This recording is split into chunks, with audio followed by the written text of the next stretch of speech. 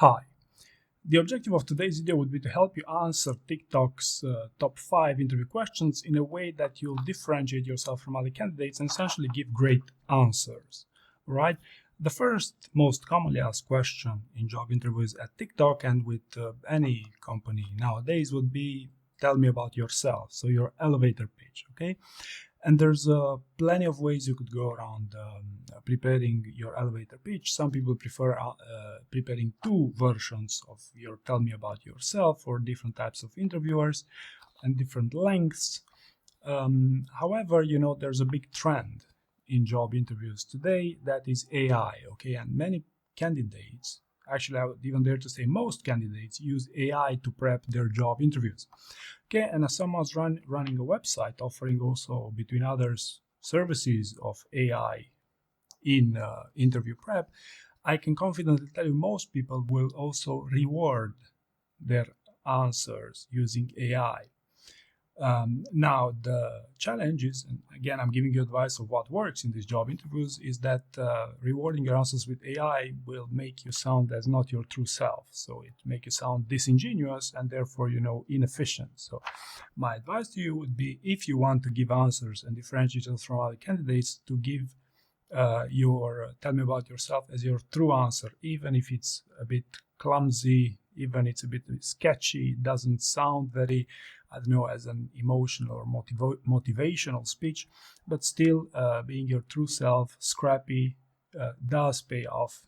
And even in job interviews with TikTok, because you would be inclined to say that, hey, yes, the TikTok is a social network. You have to show up in a certain way, and many people take the bite with this. However, again, in my experience, it's not the most motivational elevator pitches that will bring you job offers with TikTok. And maybe briefly, the other piece of advice I want to talk about here when it comes to your elevator pitch and also throughout your interview process, try to follow the lead of your interviewer, because what happens in these interviews, they will likely introduce themselves. Okay, after a bit of small talk, they will introduce themselves, and the way they would introduce themselves could be a great way for you to follow the way you introduce yourself and the way you continue that conversation, right? So for example, if they introduce themselves briefly, then you could also follow their lead and also keep it briefly. If they use some metrics, they could also use some metrics. If clarity of thought is a strength you have, okay, then you might be inclined also to bias a little bit towards longer answers because you can make sense for longer. But from my experience, this is like 3% of candidates that can pride themselves with clarity of thought. So most of the time, just follow their lead, see what works best in terms of length and depth in your interview answers. Okay, enough said about the elevator pitch. Second question that's quite common in job interviews with TikTok would be your most complex decision or your most challenging project, or even I could reward it in some fancy way, such as how do you handle ambiguous situations if you want, or how do you prioritize, even like that. So anyway, the point is that they would ask you about a challenge you faced in your professional career, and you would want to focus on giving a great answer to this interview question. Now, what is the best way to go around answering such questions? That's using the STAR format. Okay, so situation, task, action, and result. This is a behavioral interview question. TikTok doesn't per se use behavioral interviewing with this specific name. They call it different. They call it leadership interview or the cultural fit interview if you want, but still any non-technical question is a behavioral interview, to put it as simple as it, to overly simplify these things. So going back to the question, tell me about the time when you had a challenging project. Try to find a situation where something was challenging and something that would play well with respect to the job description that you're applying for. Okay, the number one reason why people give poor answers to these interview questions around challenging projects is because they would fail to exhibit good enough or high enough standards in the type of work they do.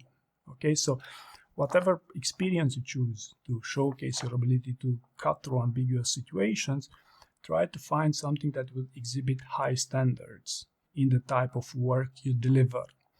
Okay, so how do you exhibit high standards in the work you deliver? Well, it's a very subjective question, because, an accountant would certainly have different levels of success when compared to, I don't know, a developer, for example. But for instance, use of frameworks, to cut through ambiguity, or prioritization frameworks, or other types of frameworks that are valuable to the work you do, might as well help you to show as a person with high standards ultimately. And then, of course, if you frame that into star format, ideally revise it a few times. You can even keep your story bank on my website for free if you want. But these would be the main levers you'd want to take into account if you want, of course, to give game-changing answers to these interview questions. Question number 3 here: how do you handle conflict? Okay, so conflict is a topic that will pop up in some shape or form during pretty much any interview process. Not in all interviews, but I guarantee you that if you go through a full interview process with TikTok, they will ask you about your interpersonal skills. They might, ask you, how do you like working alone on it or in a team? It would be on the same lines, interpersonal skills. But getting back to our question, how do you handle conflict? So this question, right from the start, the way I framed it, it's an open-ended question. It's a hypothetical.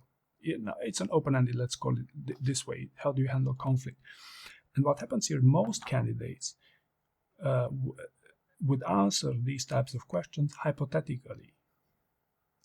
How do you handle conflict? Well, I would do this, X, Y, Z, and, maybe I would think about this further. And they would basically make a brain dump about their theory, their philosophy around handling conflict. Now, this might not be a terrible idea if you're applying for a people manager level role, but most of the time, what sells best during these job interviews would be to answer these questions behaviorally. Okay, what do I mean by this? Well, to answer this question with specific situation, or 3 situations if you want, where you handled conflict successfully, right? And in my experience, technical roles will most likely struggle a little bit with these things, or if you've been working remotely for a long time, chances are also you'd be inclined to say, hey Dan, but I didn't have any conflicts. Well, yes, you did, but you have to know also where to look for those types of conflicts. There are 2 types of conflicts, generally speaking. They're functional, related to your subject matter expertise, when you have a difference in opinion over some outcome, and then you have a contradictory conversation, or you have some contradiction with a colleague, and you would, try to listen to the other side, eventually come up with some data, with the goal to establish trust and move forward with the best possible solution. This is with the functional conflict. What some people think about when speaking about conflict would be the non-functional conflicts. Tell me about the time when someone did not like you, okay, which they would rarely ask you for this in a job interview, except if you're applying for a people manager level role. But if they would, I would even go even further to switch from a non-functional to a functional conflict. So when someone did not like you, I would even interpret it as someone did not like my ideas instead of myself. Okay, unless you're going for people manager level roles, but it gets a bit more tricky.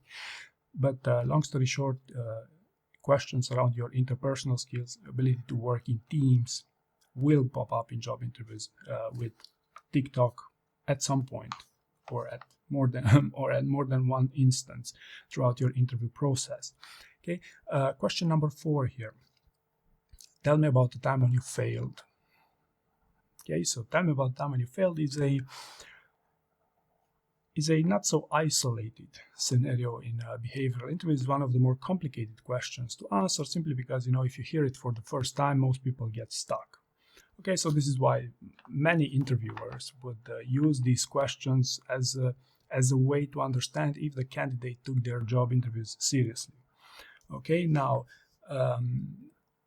of course, when speaking about failure, you want to stay away from, I don't know, if you got fired from a previous role because you did a mistake, you wouldn't necessarily want to talk about it during your job interview with TikTok, because it's a bit dangerous, But another way you could go around finding the best possible failure story to sell yourself in a job interview would be to find the story that got you the most interesting learnings. Okay, so the reason why they would ask you this in a job interview, other than to see if you prepared the interview, would be to see if you learned, if you grew from that experience. So that's why I would even encourage you to spend half of your star answers on the learnings you took from the failure, right? You'll see, you'll have to make a few attempts before you find something that works, but the moment you realize you have to prepare, the moment you take this seriously, it's a useful investment. It's a good investment of your time, because then the other topics, the other behavioral interview questions will also seem a bit easier to understand if you do these, if you do the more complicated ones. Okay, and question number 5, last but not least, why TikTok? Okay, so this would be probably the second most commonly asked question at TikTok, but I put the number 5 to diversify a little bit the list.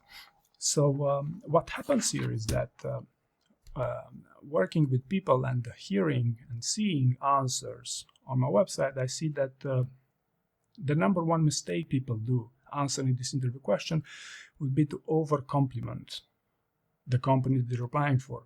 For example, TikTok. Oh, you're an amazing social network. You grow faster than anyone else, blah, blah, blah, blah, blah. Now, you see, it's nothing wrong to be positive, to speak positively about your future employer. No, in fact, that's something recommended. It's just that in a job interview, your goal should be to differentiate yourself from other candidates. Okay, and by complimenting them and over-complimenting them, chances are you will give an answer that's the same, on the same lines with everyone else. Okay, so what if you take a slightly different approach around answering this question? For example, hey, you know what, I'm not sure I want to join you as of yet. I'm just here to learn about the opportunity and to see whether the type of experience I have can be mutually beneficial. Okay, so do you have such a CV? Is your scenario allowing such an answer? It's not often that people can go this far, but still you should understand that differentiating yourself and finding something interesting to pitch will play a significant role in how the conversation will evolve moving forward. And the moment you give memorable answers to interview questions, you're already, in a far better spot than when compared to other candidates. So long story short, try to exhibit high standards while communicating your stories. In job interviews with TikTok, stay away from rewarding your answers using AI, and I believe you're good to go. So thank you very much for watching, and I wish you good luck with your interview.